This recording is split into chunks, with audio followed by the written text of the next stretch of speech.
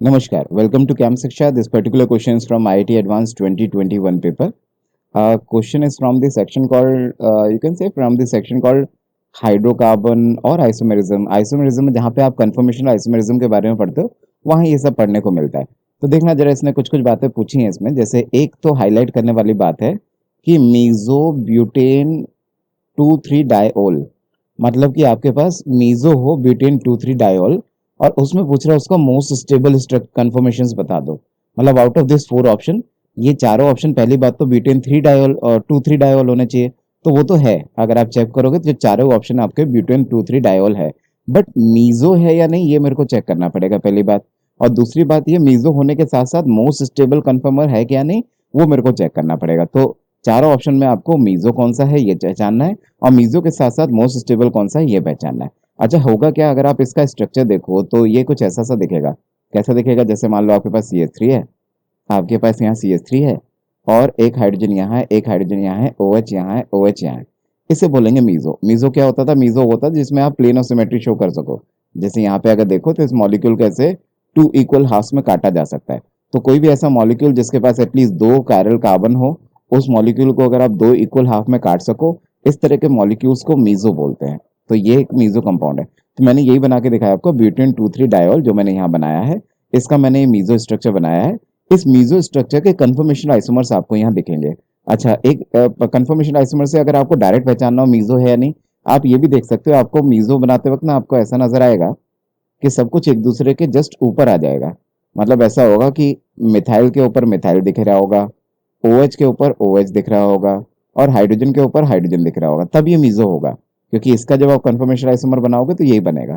अच्छा, आप चेक कर लो यहाँ पे इन चारों ऑप्शन में कहाँ कहाँ ऐसा दिख रहा है। जैसे अगर वो देखो, इसमें अगर मैं क्या करूँ, इस स्ट्रक्चर को अगर मैं घुमा के ले आऊं और इस मिथाइल को यहाँ ले आऊं, अगर इस मिथाइल को यहाँ ले आऊंगा, OH आपका यहाँ आ जाएगा, हाइड्रोजन यहाँ आ जाएगा, बिल्कुल एक दूसरे के अपोजिट आ जाएंगे। एक घूम के इधर आ जाएगा, ये घूम के इधर आ जाएगा, और ये घूम के इधर आ जाएगा, जिसकी वजह से क्या है, ये मीजो तो है। तो मैं लिख दूं ये मीजो तो है। तो ये हमें चेक करना पड़ेगा ये मोस्ट स्टेबल है या नहीं। अच्छा, ऐसे इसको चेक करूं तो थोड़ा सा घुमाऊं, इस मिथाइल को इसके ऊपर सुपर इम्पोज कराऊं, हाइड्रोजन सुपर इम्पोज हो जाएगा, OH सुपर इम्पोज हो जाएगा, तो ये भी मीजो तो है। ठीक है। अच्छा, ऐसे इसके साथ करूं, ये दोनों OH सुपर इम्पोज कराऊं, तो मिथाइल से H जुड़ा, H से मिथाइल मिला, ऐसे में ये मीजो तो नहीं है, तो दिस इज नॉट मीजो। तो ये ऑप्शन तो कट गया, ये तो हमारा आंसर हो ही नहीं सकता।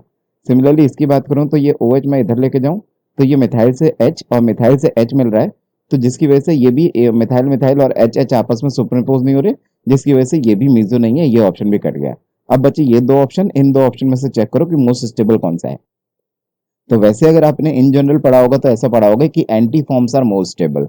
एंटी फॉर्म किसको बोलते हैं, जब सिमिलर तरीके की चीजें बिल्कुल अपोजिट आ जाए, जैसे OH OH एक दूसरे के बिल्कुल अपोजिट में, मिथाइल मिथाइल एक दूसरे के बिल्कुल अपोजिट में, ये एंटी फॉर्म है। और एंटी फॉर्म हमने जनरली पढ़ा होता है थ्योरी में कि वो मोस्ट स्टेबल होती है, और ये आपकी क्या होती है, ये आपकी गॉश फॉर्म होती है। तो गॉश फॉर्म आपकी थोड़ी सी कम स्टेबल होती है, बट ये एक रेयर एग्जाम्पल है जिसमें गॉश फॉर्म एंटी फॉर्म से भी ज्यादा स्टेबल हो जाएगी। ये क्यों हो जाता है, ऐसा इसलिए हो जाता है because of the hydrogen bonding. अगर आप देखोगे ना तो यहाँ पे ऐसा कुछ हो रहा है, यहाँ पे गॉश फॉर्म में यहाँ पे OH आ रहा है और एक OH यहाँ आ रहा है। तो होता क्या है, इनके बीच में हो जाती है यहाँ पे हाइड्रोजन बॉन्डिंग, कि ये हाइड्रोजन और ये ऑक्सीजन आपस में हाइड्रोजन बॉन्डिंग करके जुड़ जाते हैं, जिसकी वजह से इसको स्टेबिलिटी मिलती है। इस कारणवश ऐसा होता है कि इसका ये जो ऑप्शन बी दे रखा गॉश फॉर्म, वो ज्यादा स्टेबल हो जाएगा rather than your anti form. जिस वजह से आंसर इस क्वेश्चन का क्या होगा, answer should be option number B. ठीक है ना। तो मतलब हाइड्रोजन बॉन्डिंग आपकी इसमें नहीं होगी। कुछ बच्चे बोलते हैं सर हाइड्रोजन बॉन्डिंग तो इसमें भी होगी ना, जब OH पे OH सुपर इम्पोज कर देगा।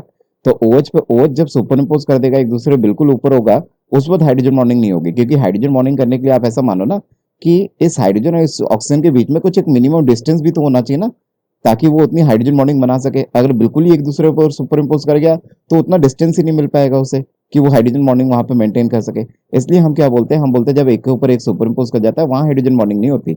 जब थोड़ा सा डिस्टेंस मेंटेन करता है गॉस स्ट्रक्चर में आके, तब हाइड्रोजन बॉन्डिंग होती है। इसलिए answer should be option number B. Okay, so I hope I helped you. Please subscribe Camp Shiksha.